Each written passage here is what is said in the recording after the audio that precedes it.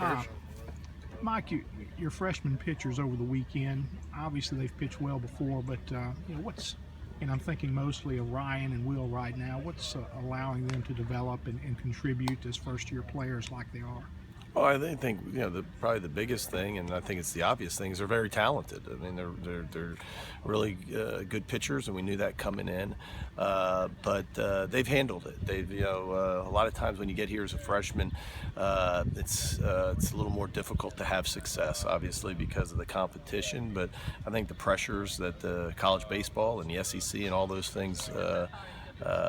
Bring. I think for some guys it's a little more difficult for them the first time in their career that some of them have ever struggled, but those guys have certainly handled it really well. Is it a growth experience to go to a place like LSU and pitch well, get outs? What do they gain from that? I think so. You're careful with that because I think it can get spun into that moral victory type of thing. But the truth is, those guys pitched well, and they should be proud of it. I think win or lose, I think you got to evaluate. Everybody talks about the process, and I think you got to evaluate what you did and what you accomplished and what you didn't do well. And so we try to do that. But certainly those two guys pitched really well this weekend. How different are those two and your other guys? What kind of growth, not at LSU, but what kind of growth are you seeing in a month's time? As far as the entire pitching staff? Yeah.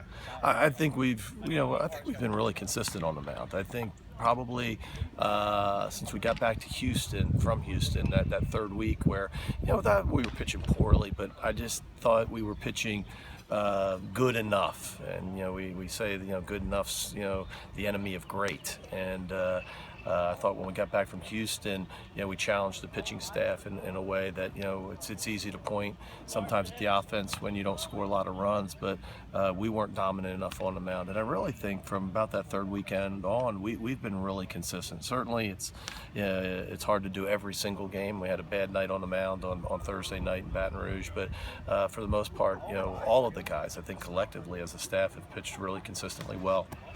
I know we say this every year, but from a prospect standpoint, there's as many as starting pitchers, Friday night guys as ever in this league right now. It seems like you're in a mix where you're getting almost all of them in a 5 or 6 week period with,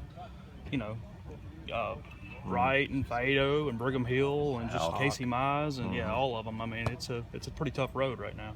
Well, it is, and but that's life in the Southeastern Conference, and it's been mentioned before. The Friday night talent or the high end, I think, pitching prospects in our league.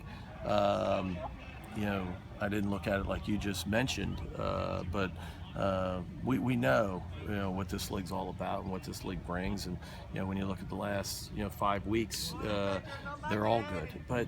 I think it's hard to choose in our league. I mean, it's you pick your poison, and it's all about playing well. It's less about, I think, who you play. I think it's easy to write about. It's easy to look at the statistics and say, hey, I'd rather play this team or that team. But anybody can play well and beat you.